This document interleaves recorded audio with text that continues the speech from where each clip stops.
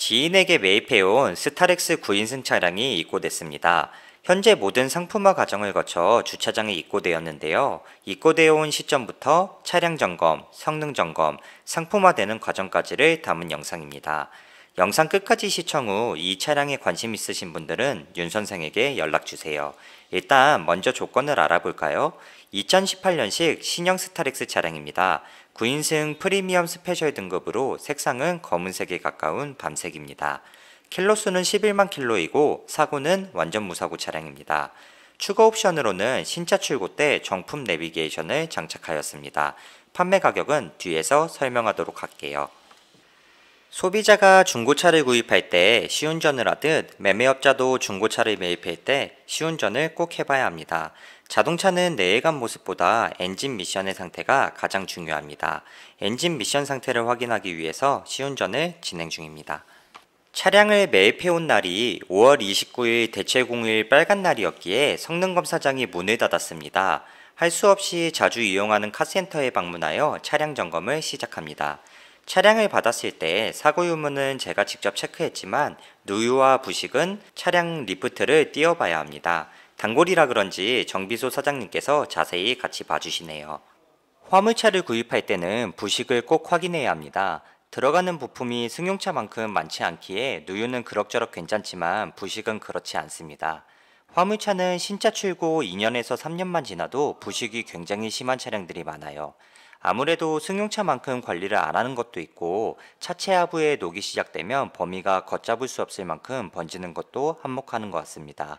정비사님 말로는 스타렉스의 고질병 중 하나로 히터 파이프 부식도 있다고 하니 꼭 참고하세요. 스타렉스의 누유는 예전에는 고질병 수준으로 심했었는데 요즘은 많이 개선되었다고 합니다. 그래도 차량 구입할 때는 누유 부식 꼭 확인하세요. 차량 상태를 확인하였으니 소모품을 점검합니다. 엔진 오일을 비롯한 각종 오일, 타이어 트레드, 브레이크 패드 등 그리고 고장난 전구가 없는지 확인합니다. 조수석 쪽 안개등 전구가 나가서 교체를 진행하였고 점검을 마무리합니다. 다음 날이 되었고 출근하자마자 성능검사장에 방문합니다. 어제 카센터에서 차량을 미리 점검해서 그런가 마음이 편하네요. 성능검사장에서 사고 유무, 누유, 부식을 점검하고 성능기록부를 발급받습니다. 역시 제가 체크한 대로 완전 무사고에 누유와 부식도 깔끔합니다. 이제 본격적으로 상품화 작업을 시작합니다. 가장 먼저 진행하는 건 판금도색 작업입니다. 총 4판을 작업해야 하는데요. 주유구 덮개 부분이 퍽하고 들어갔습니다. 어떻게 이렇게 된 거죠? 신기하네요. 다음은 운전석 사이드 스텝 플라스틱 부분입니다. 겉으로 보기에는 괜찮지만 문을 열면 눈에 거슬릴 만큼 칠이 벗겨져 있습니다. 다음은 운전석 쪽 앞 범퍼입니다. 앞 범퍼와 더불어 안개등 커버가 조금 밀려 들어간 모습입니다. 마지막으로는 뒷문 사이드 스텝 플라스틱 부분입니다. 철판으로 되어 있는 외판 부분은 멀쩡했는데 사이드 스텝 부분이 많이 까져 있네요. 이틀 정도 시간이 소요되었고 판금도색이 완료되었습니다. 안개등을 포함한 앞범퍼, 운전석 문 사이드 스텝, 주유구, 마지막으로 조수석 뒷문 사이드 스텝 부분까지 깔끔하게 수리가 잘 완료되었습니다. 판금도색이 완료되었으면 실내 클리닉 작업을 진행합니다. 제가 화물차를 매입해오면서 화물차 실내 클리닉을 진행하지 않은 건 단 한 번도 없었어요. 승용차의 경우 정말 깨끗하게 사용하면 실내 클리닉 작업까지는 진행하지 않지만 화물차는 아무리 깨끗하게 관리하더라도 실내가 대부분 엉망입니다. 이번에 입고된 스타렉스 차량도 이 정도면 실내 상태가 굉장히 깨끗한 편에 속하지만 역시 시트가 엉망이었어요. 시트 때문이라도 실내 클리닉 작업을 해야 했습니다. 퇴근할 때쯤 실내 클리닉이 완료되었고 차량을 찾으러 왔습니다. 같이 한번 보실까요? 실내 클리닉 작업을 할 때는 의자를 모두 제거하고 청소를 진행합니다. 그렇기 때문에 비용도 굉장히 비싼데요. 승합차 실내 클리닉 비용은 매매업자 가격인데도 15만원입니다. 정말 헛소리 나죠? 그래도 실내 클리닉을 한 차량과 안 한 차량은 정말 차이가 큽니다. 사진으로 찍었을 때는 잘 모르지만 실제 눈으로 확인했을 때는 천지 차이입니다. 마지막으로는 광택 작업입니다.